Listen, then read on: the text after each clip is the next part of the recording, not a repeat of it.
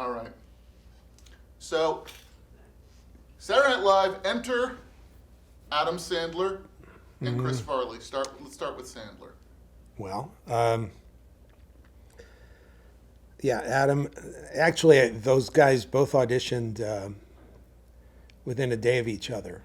I was like a co-producer at this point, and I got to travel with Lauren and a few other people to watch these guys on stage. And Farley at Second City, where Odenkirk was with him. They did the Matt Foley sketch, among other things. It's the most obvious hire, probably, in the history of the show. Just complete dominance, like nobody I'd ever seen on that stage. And I think the next night we went to the Improv to watch stand-up. And among the people auditioning were Chris Rock and Sandler. And I remember driving back with Lauren and talking about what a home run comic Chris Rock was, how funny he was. And can he do sketches? Do you think he can do Arsenio? Oh, God. Give him, put him in the finger elongator.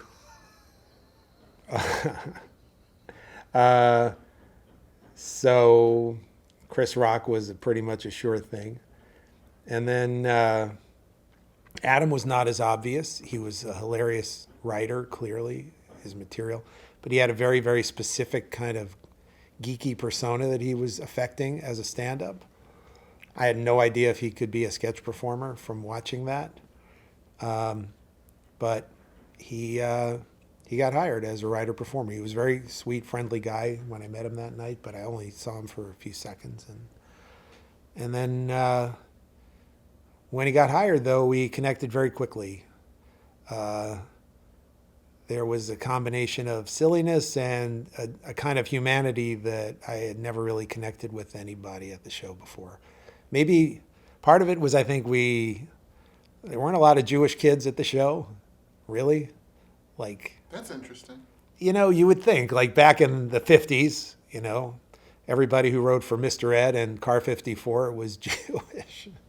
But like the National Lampoon, Harvard Lampoon era of comedy, kind of the drier, more sophisticated, as it were, ironic humor, kind of ushered in, a gaggle of goyim. A gaggle of goyim. What are we going to do? We got a gaggle of goyim. What the hell are we going to do? What's Morty going to do? What's Lou going to do? Anyway, I'll let those guys. They're over there? Yeah. They're just... So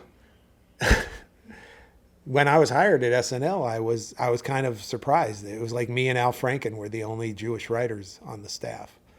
And Al was from like Minnesota, and he went to Harvard. And Adam was like one of the first guys who, even though he grew up in New Hampshire, his parents were from Brooklyn, and they moved there. And they were just he had a very loving and a family that I could identify with. Mm-hmm. Just the same kind of, nurturing and, Adam, you're the best, you're wonderful.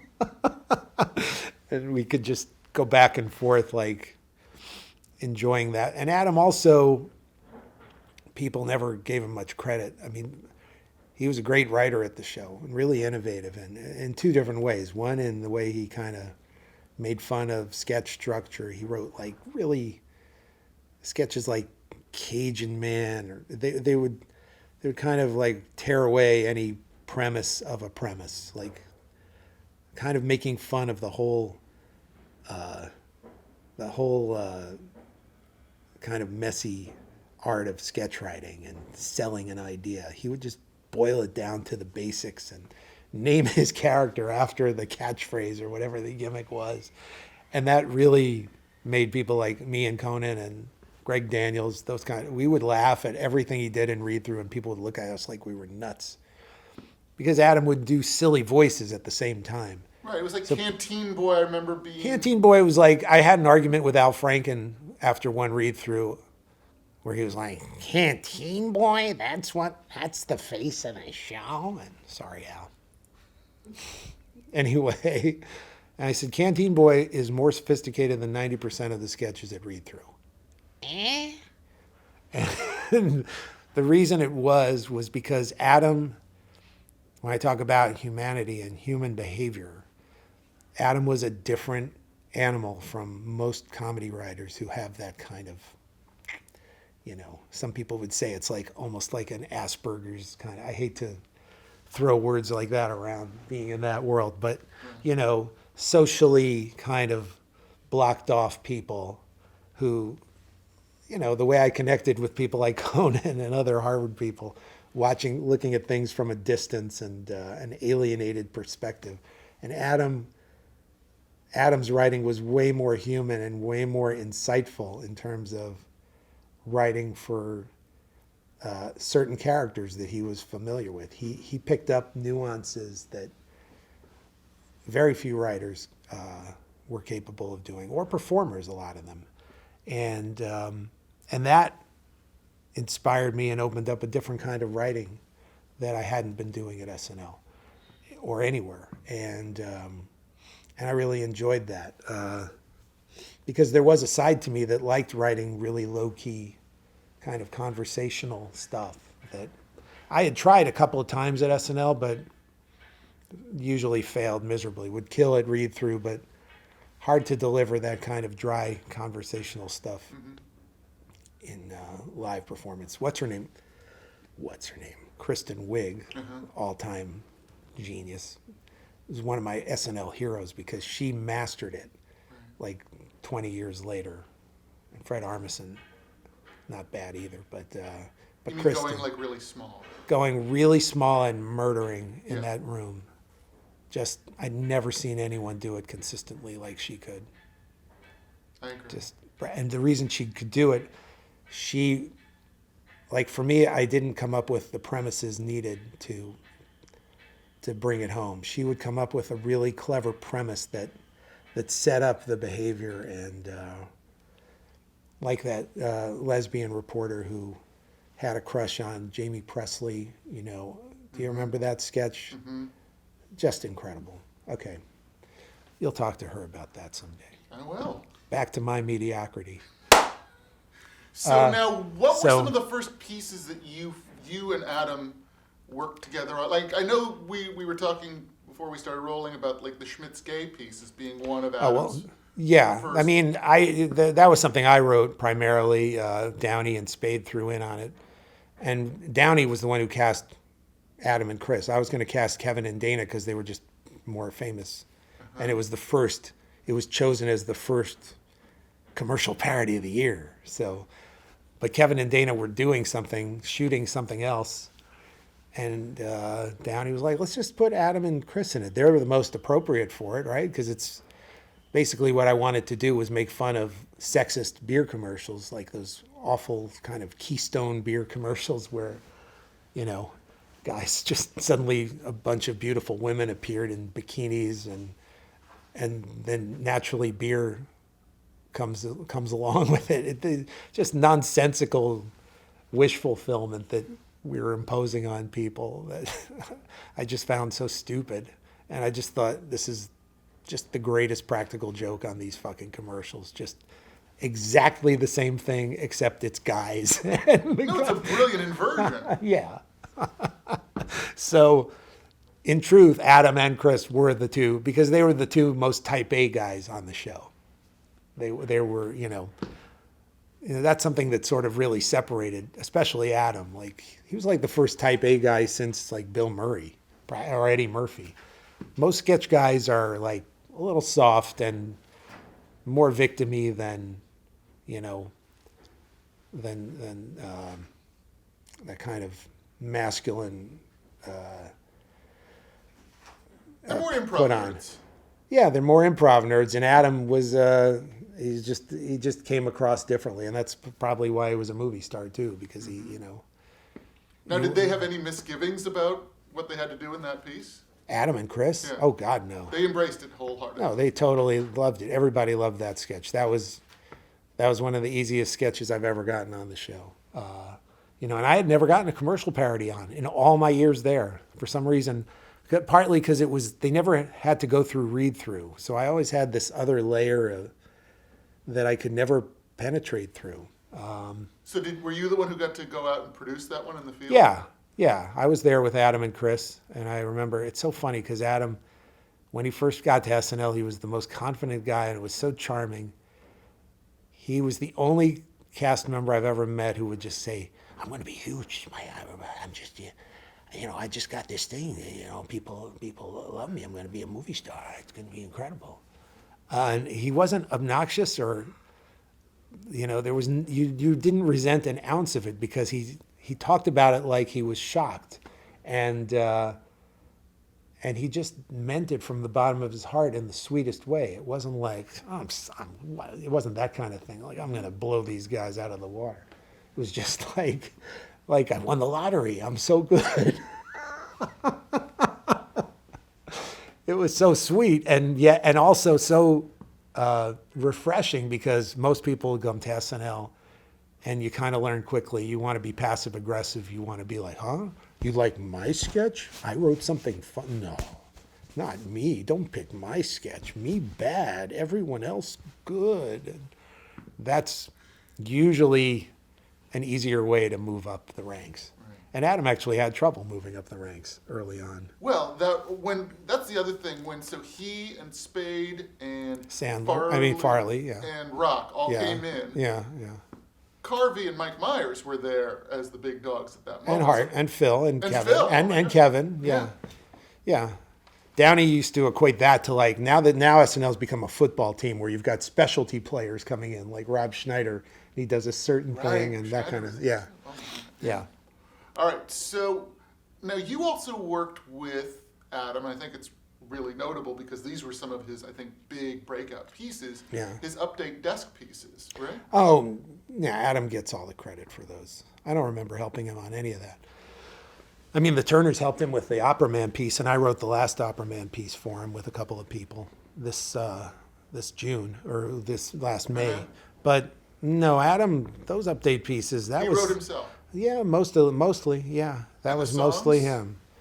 I mean, I helped write some of the songs with him, but they were usually his ideas. I gave him one on his record album, his dirtiest song. It's my idea, which was At a Medium Pace, which is basically a very romantic song about a guy. It's sort of a parody of "Come On, Lay Down by My Side." Uh-huh. And then the guy just has more instructions for the woman that get more and more depraved and horrible. And lines that I could never have come up with because I'm like quite repressed compared to Adam. So I just gave Adam that one and let him run with it. And it's like one of his most famous songs off his album. And then I wrote he had a dirty idea that I wrote for him called She Comes Home to Me, which is such a funny idea. It's like a Sinatra song about a guy bragging about his wife who's a hooker. Right. And it's like she all the things she does with other guys, but she comes home to me. And but no, I didn't really. I mean, I not even I wrote the Turkey Lurkey, whatever that one. I know I worked on that Thanksgiving song. But I mean, this stuff is mostly Adam's. That was the one where McCartney was the guest, right? And then no, that was Red Hooded Sweatshirt. Was also. That? Okay. Yeah. Sorry, I didn't mean no, that's okay. This. Adam wrote. Adam was a genius. I mean, I wrote some stuff with him, the Bensonhurst dating game, and he would throw in on ideas with me, like the amorous Italian waiters sketch. Oh my God! Yeah, Bellissima. That was my idea, that was the Kirstie Alley one, right? Kirstie Alley, but Adam definitely threw in on that one. We just enjoyed writing together, and he wanted me to work on his movies, but I got involved in the Conan show instead. Well, you wound up in almost every one of them. Yeah, he would give me my little moments, my little Harold Ramis moments. All right, we should talk about Farley. So, look, I mean, I think you've said that you would, I don't want to put words in your mouth, that you would call him the funniest person you've ever, or the funniest performer you've ever seen. Certainly the most explosively funny performer that's ever been on the show. I think a lot of people would agree with that. Yeah, I mean, it's just the most obvious thing in the world when he auditioned. And So obviously, look, he was sitting to your right when you guys would do the super fans. You know, Yeah. talk about working with Farley.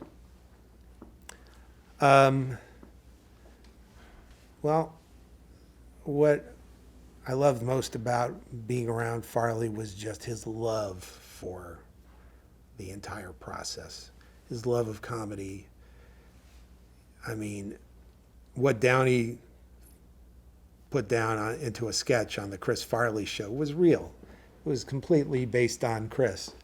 He loved to savor lines and repeat them and say that was awesome. And, you know, if you said a funny line, he would just repeat it, just like a grandma, like, you know, just he would just repeat it, and with that smile on his face and shaking his head about just marveling at how funny it was. But we also had a lot of fun kind of joking about the way he was, and he did this on his own too, you know. I have a weight problem, and Fatty's funny, you know, that kind of stuff. And I started doing this. We had this thing where I used to make fun of like different moves, like, can you do a triple box top, Chris? And just, you know, it would be just a certain way he would fall. I can't remember exactly what they were, but yeah, you know, Fatty falls down, everyone goes home happy. And he'd say shit like that. He was, you know, When he would say stuff like that, there was a melancholy to it. Absolutely. that's It was it was definitely like he was amused at the absurdity of the situation, that, you know, that he knew he was way more than that, but he also knew that he could be reduced in a heartbeat to a comedy commodity, you know, just Fatty falls down. And like I said, like after he fell in that, the Matt Foley. in the Matt Foley sketch, it happened more and more, you know, and people would say, they say it openly and proudly in SNL interviews, like, if I could put Farley screaming in my sketch, I knew it would get through read through, or, you know, or make him fall. It's just like, it's really the golden goose, isn't it? You know, and that's sort of what you know became reality for him. He just, you know. Now, much has also been made of his sort of fixation on Belushi. Yeah. Do I didn't think really talk much about that with him. I didn't like to indulge that crap. I mean, yeah, he would. There are people who say he said, "I'm going to die at 33," like John did. And I mean, you know, I've talked about these things in books. I just, you know, I have my own feelings, and I feel like he didn't really, you know, people can be fatalistic about it if they want to be, but because of things like that, but I'll never be convinced that everything was done for him that needed to be done. And to me, the evidence was that he was fired by Lorne when he was at SNL because he was discovered to be doing drugs and, you know, hardcore ones. And Lorne threw him off the show for a few months, at least. And he came back and was sober, I believe, for like 2.5 years. Led to him, you know, he left the show eventually, and I think through Tommy Boy, he was sober. And to me, that was evidence that if you were willing to make a sacrifice of your own, that was a powerful message to him. that From Lauren. from Lauren. But Lauren, because Lauren took away the thing that was most important to him in his life, was being on SNL. But that was a sacrifice for Lauren too, because Farley was the most explosively funny person in the history of the show. But Lauren did it, and I think it did have a profound effect on Farley, not just because it meant so much to Farley to be on Saturday Night Live, but because Lauren was demonstrating to him that your life is more important than my show. And that's, in my mind, the last time anybody demonstrated that to him. So he went through a revolving door of rehab after that, after he went back, fell off the wagon again. And it never really sent a message to him, in my mind, that it felt like he always had a safety net. And, so, yeah, it's in the Farley book that the last week in October, the last time I ever saw him was when he hosted SNL. And he was found to be doing drugs. I think heroin. By Tuesday, everybody knew. And I called the producer and I said, this is a gift. This is a chance to maybe help him. Let's fire him, take him off the show, and announce that he's, maybe you don't even have to say it. People can speculate, whatever it is. Humiliate him. And let him know that we're not going to be a part of enabling this. And, I'll always regret that I didn't go straight to Lauren and try to make this case. But, I talked to the producers and they said they'll talk to Lauren, and they did. And Lauren knew how I felt, and he hosted it anyway. And look, Lauren said that he felt that Farley had not done a lot of good work in the last year or two. I don't know what movies he'd done. He hadn't done Tommy Boy in like 3 years or something. And he really didn't have a hit movie after that. And Lauren felt, this is what I was told, that if Farley did well at SNL, did some good work, that it might inspire him to, take better care of himself and get less cynical about,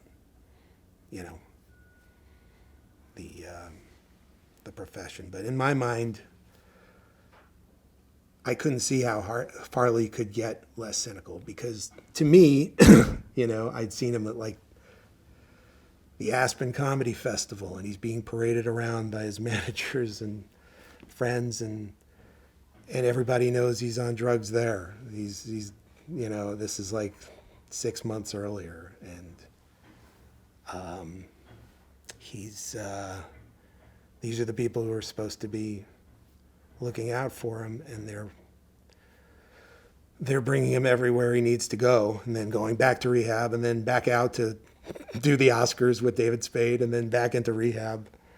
And to me, what kind of message are they sending to him? You're just, we care about you to this extent and not beyond. And just imagine what a lonely place that is to be in. So, what did it mean for you when you went back to SNL with Adam when he hosted this past year and he did that tribute to? Yeah. Well, listen, Adam's like one of the only people at that time. Adam was already a movie star. He's maybe one of the only people at that time, Chris passed away, that did not need to see him as a commodity. He had so much success of his own that, his relationship with Chris, I think, was more pure than almost anybody's. And even a part of me felt like Like I had written a movie for him and Adam, and there was a part of me that was like afraid at times to, you know, be on his bad side. But I mean, I did confront him about this because I was just, appalled at what I was seeing. But Adam, all these years later, wanted to write this song. He'd written one about his dad once, and he wrote one about Letterman. It's just something Adam does. Adam's he always has the best intentions, and he always writes funny songs that are sweet. And he sent me the first draft, and again, I had so much frustration pent up all these years about how that ended that I didn't really, it's hard for me to get excited about, those kinds of, deifying and celebrating his life, because I feel like the message of how he passed away has never really been, completely explored adequately. And but at the same time, I knew what Adam's intentions were, and all I said to him was, "This is really good, but try to personalize it even more so that it doesn't feel surface." You knew him really well, and just make it, So he added some stuff about like the time Chris was listening to Casey and the Sunshine Band and crying because his dad loved the song, and that added, a nice humanity to it, and made it feel more about friends than just about, Chris Farley, the icon. Chris Farley, that's what was the so comedian. moving to everybody about it, was that it was so personal. And it was also something that, at least within the format of SNL, I don't think Adam had ever done. Yeah, you're right. He had not. He had done songs, but he hadn't done one of those, not on SNL. And he had done that song in his act, in his amazing comedy special last year, and he had toured with it. But for him to do it stripped down with just him and the guitar, and just the images of Chris, and doing it in Studio 8H. In that room. Yeah. Right. Well, the thing that really got me was, so of course I went out on the floor because I wanted to see it on the floor, but everybody did. This is like the last part of the last 5 minutes of the show, and every cast member came out to watch Adam sing this song. And I stood behind them and just pin drop, total focus, nobody uttering a word, eyes locked on Adam, and then the song ends, and I see a bunch of cast members hugging each other, and that really meant it gave the song a whole other dimension, because suddenly the song became about something bigger. It just became about the bond you have with people going through this insane experience at SNL, and all the stress and all the backbiting and the love and the support that all, collides with each other. And, it's such a unique thing to go through, and you love it and you hate it and you can't live without it. And, and the people you go through it with are always, they're always going to be like war buddies on some level. And so that was really, that really just felt amazing to see that, and that the song had that much additional meaning to it. And then I told Jimmy Fallon that after the show. He was there, and And he said, that's amazing, because like Horatio called me right after the song, right after the song. It was that kind of thing, Right. where you just think about the people you work with and love, just like Adam and Chris. So, Well, that's also a great legacy then for Chris, and maybe a better one than what people might have if you spend too much time focused on how he died, but rather on what he ultimately meant to people, right? without a doubt, I mean, Chris has an amazing legacy. He's such an effect on so many people, and he was absolutely just represented everything wonderful about the show. But, at the same time, I wish he was here, and I'll always be frustrated by that. I'm sorry. Totally get it. Yeah. All right, so in 1993, you leave the show. That's right. Or at least you leave this part of your relationship with the show. First of all, I have to ask, from that very tenuous beginning, coming in so nervous and sort of intimidated by what this thing was, Yeah. how had your relationship to the show, and specifically to Lorne, evolved when it was time for you to go and now do your next thing?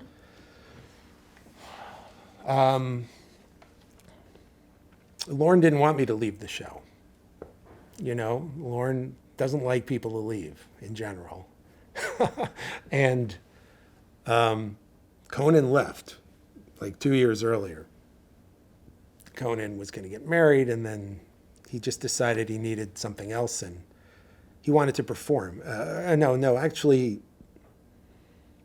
I can't remember now the circumstances. We did the Adam West thing, that didn't work out, and then Conan decided he wanted to stay in California, and then he landed on The Simpsons. Right. And, he made that call. So when Lorne got the opportunity to do when Letterman left, Leno moved up. Lorne had it in his contract that he had control of 1230. First he wanted Dana Carvey to host that show. And Right. That conversation had gone pretty far, hadn't it? That Carvey was sort of the heir apparent for the Letterman job?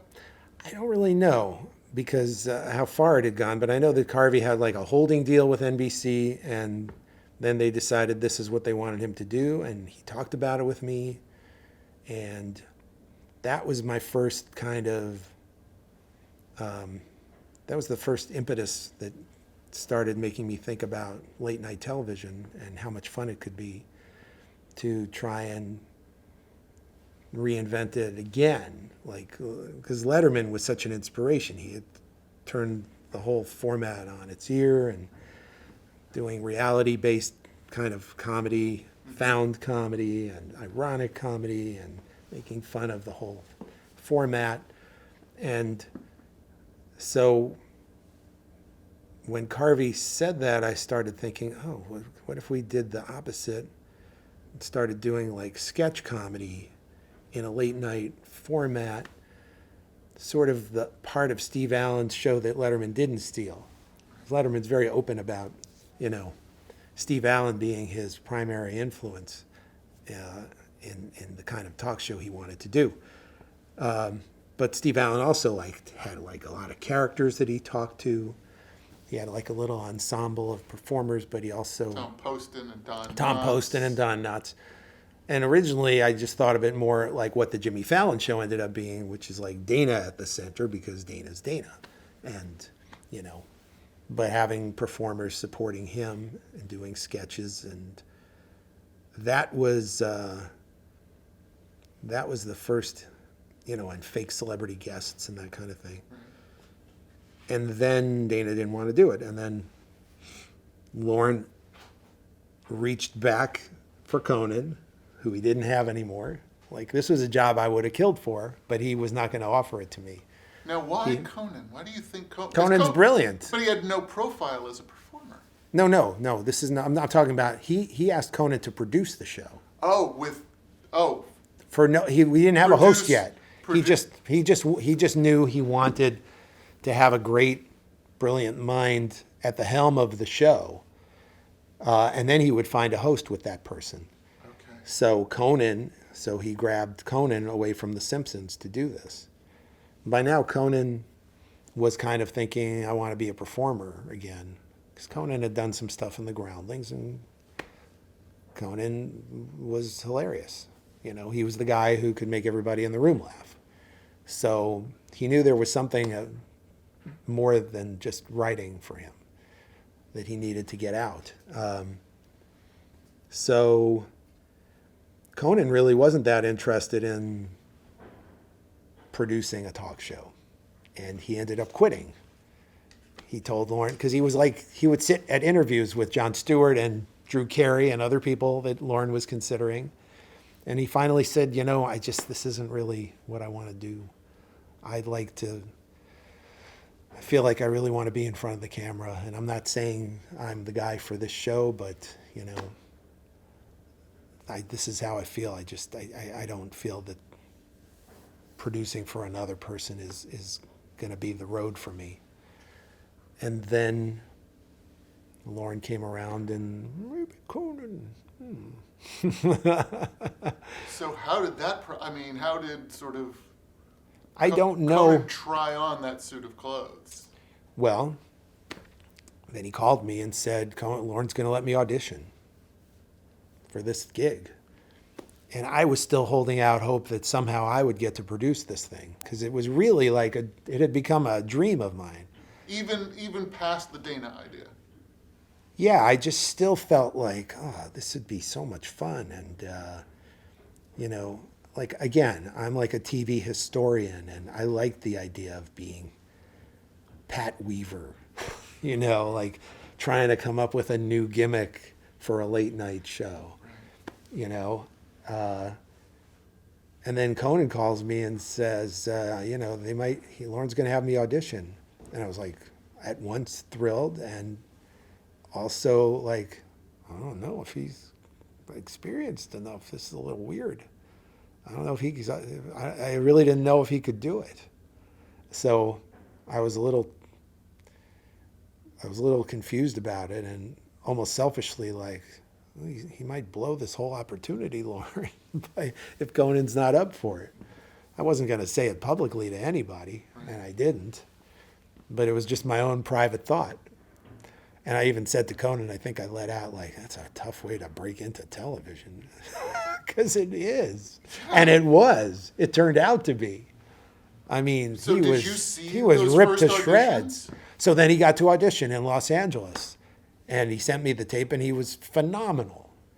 Because he had nothing to lose. He just was loose. He kind of embraced the absurdity of a nobody getting a chance to do an audition for Letterman's slot, for God's sake. He had Jason Alexander and Mimi Rogers as test guests, and he was just super loose and funny. And after that, I was like, oh my God, he's going to be amazing. I completely did a 180. So then at what point do you come into this? So then Conan calls me, and he says, listen, Lorne wants me to hire so-and-so from the Letterman show. He doesn't want me to hire you, but I really want you to do this. Will you do this? I love working with you. Plus, I know you have a lot of ideas for this. We talked about it. And I was like, yeah, sure. And so he got to hire me, and so I left Saturday Night Live, and Lorne was not thrilled about it. I don't think at all. And it also, I think, it was a little stressful for Lorne because Conan and I were so tight, personally and creatively, that I think he felt rightfully that it would create a little bit of a barrier in terms of his influence on how the show would go. How involved was Lorne? He tried to be involved, but Conan and I were a little bit arrogant, I think, about, what we wanted to do. I got to admit, I just had like laser focus after that, and I kind of spewed out all these ideas that I had, and then we hired like-minded writers who had more brilliant ideas. Dino Stamatopoulos. Was that your first time working with Dino? Yeah, I knew of Dino because Odenkirk knew him, and my wife actually went to college with him and was friends with him too. But yeah, Dino and Louis C.K. ended up being one of the last people we hired, but maybe the most prolific, greatest writer that the show had. Came up with so many amazing bits, and everybody was on the same page because the mantra became, we're gonna not do what Letterman does. We're gonna be the anti-Letterman. We're gonna Letterman zigs, we're gonna zag.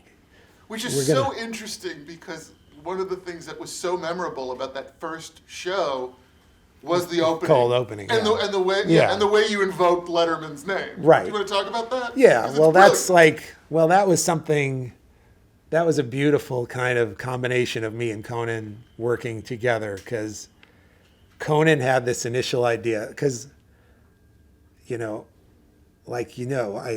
love to go right to where the stress is, and call, and the cliffhanger at SNL. So I love the idea of going there and making fun of Conan's situation. And so Conan had this initial idea of what if I'm just waking up in the morning that first day, just smiling like an idiot, walking everywhere. And then I said, yeah, and what if everybody just cheerfully says, he better be as good as Letterman? And then he just, I'll do my best. And we had that super happy music playing. And then, Tom Brokaw had this amazing cameo that he performed. I think he improvised this thing with the crackers, No, I swear to God, I can't remember. I don't think Brokaw I came up with that it on his own? I'm not sure. That's insane. I don't know. So brilliant. It's just. But his performance, either way, just better be as good as Letterman. Or It's just. he just held this. It's the most stupid, threatening gesture I've ever seen. Just to take a handful of saltines. I know. I bet Conan came up with it. It seems like a very Conan thing. It's just so silly. It feels like something Conan would have come up with. But and then at the end, I had this super dark ending where he's finishing touches in his dressing room, and he said goodbye, and the whole staff is terrified. All right, see you out there. And he goes in. And then I was going to have him put a gun in his mouth. And then the stage manager, you're on. But then we changed it to a noose, which was actually funnier because it takes a long time to set up a noose, and he could whistle longer. Right. Plus, it was not as horrifying. Right. But It was dark enough. It was more than dark enough. Yeah, no, it was way better. Yeah, oh my God. That's my favorite job ever, is that first year at Conan. Even though it was we almost got canceled, we got savaged in the ratings, but it really is interesting to go back and look at that first show, because it was just, not that long ago, the 25th anniversary. So, Team Coco put up all these old shows, which are so great to go back and look at. Yes. And to see not just how the sensibility, but how the ideas and the execution of ideas were intact from the actual items bit is in that first show. Oh yeah, no, I'm super proud of. There was an article written once where, it was somehow constructed the show really came into its own, 2 years after I left, and it was what? Are you kidding me?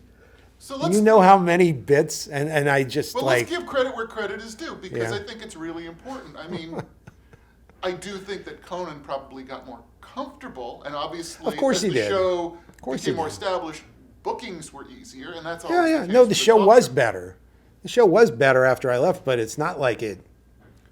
So talk about some of these bits, Yeah. though, that were intact from the beginning, because those ultimately became bedrock of that show. So talk about actual items, which is what I'm... Actual items was Louis C.K.'s idea. Okay. And Louis, it was a perfect, it represented everything that we wanted to do because it was a parody of found humor, which is really Letterman. I mean, it's a parody of Jay Leno's headlines, but Jay Leno's headlines are Letterman's small town news, which he had been doing since 1982. Right. That Jay appropriated, and life goes on. But what? Letterman invented headlines? What? What's that? No, wait, hold on, just slow down. Letterman invented news? Wait. So,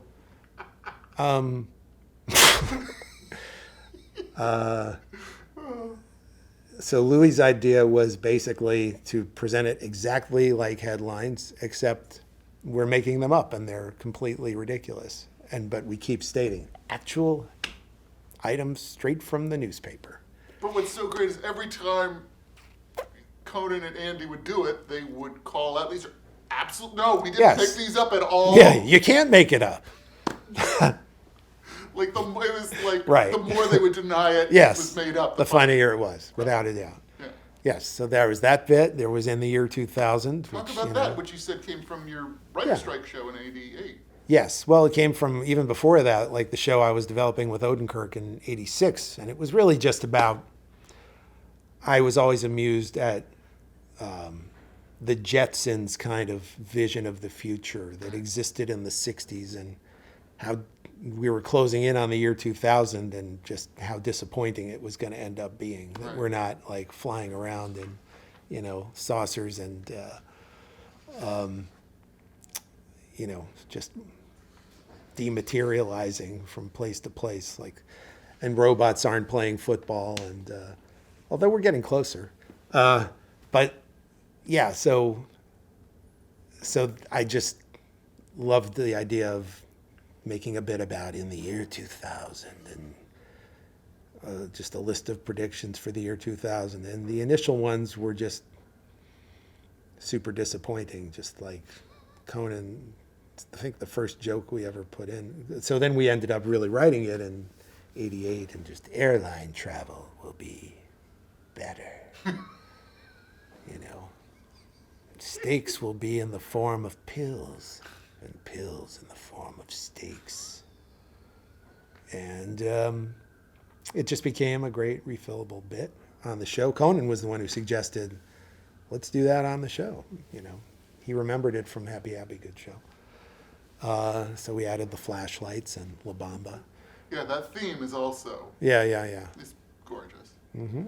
And then, so you mentioned earlier the clutch cargo pieces, which Yes. really became sort of your playground as a performer. Yes. So for people who are students of television, they should probably know what we're referring to when we're talking about clutch Sure. cargo, because it's like, we mentioned Yes. Lancelot Link before. Yes. So I had this thing, like I'd said earlier, going back to the Dana thing, where I wanted to do celebrity interviews and have fake guests come on as celebrities. And then at one point, Dino had said, we should do something with the clutch cargo technology, and just instantly I was like, oh my God, let's do celebrity interviews that way. Just take photographs and clutch cargo them. Just we'll cut out the lips, and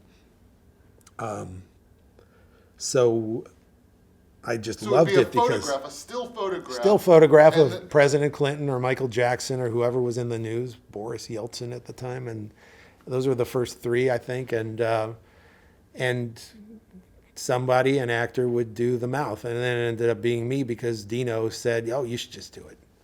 That was just that simple, and. Well, because your impressions are amazing. My impressions are, I'm more of an imprecisionist, I say. Like, my impressions are funny and sort of right, and for that format, perfect in my mind, because because it's such a cheesy, it was a very cheesy construct in the first place, and if the impression was too perfect, it would almost be boring. Right. Because it's a photograph, and you don't want to be a nail down the Bill Clinton, and then you're just looking at a photograph sounding exactly like Bill Clinton. But so, again, like I said earlier, I had everything kind of ride under this premise of it's 12:30 and people are going to say whatever they want because no one's watching. So that's sort of how that started. And that's most of the Clutch Cargo people behave that way, But Clinton was the first, most extreme version where he's just screaming like a hillbilly and I can say whatever I want. And I had good teeth for it too. I got my teeth from my mom. Dad fell in love with my mom. Dad was a dentist. It all makes sense. Well, I was about to say, you should have good teeth given your lineage. Yeah, but but it was that my dad was attracted to a woman with good teeth more than any dental care that was in there. My dad gave me candy every night. He was like the anti-dentist. I would literally come home with coats full with pockets full. We would raid his pockets. That was like a ritual. Another favorite Conan bit. Yeah. And I'm wondering if you were responsible for it. Is the masturbating bear? Oh, that's Brian Rich. Really? Another great writer from the history of the show. Was that during your time? No, that was after I left. Okay. The masturbating bear. He also came up with Pimpbot. Oh God, love Pimpbot. Yeah, he's an incredible writer. I still work with him all the time. And the brilliance of the masturbating bear is that it was funnier because of the standards limitations that were set on it. See, the masturbating bear, for people who haven't seen it, please Google it. You will be very satisfied. The masturbating bear came out of a sketch that had to do with, I don't remember exactly. It was like the last bit of a longer sketch, and it was a bear that wore like a giant diaper, and he was very, a giant pouch here that was a diaper, and the standards people said that he's not allowed to like do anything that really looks like masturbation. He can just tap on the pouch. That's right.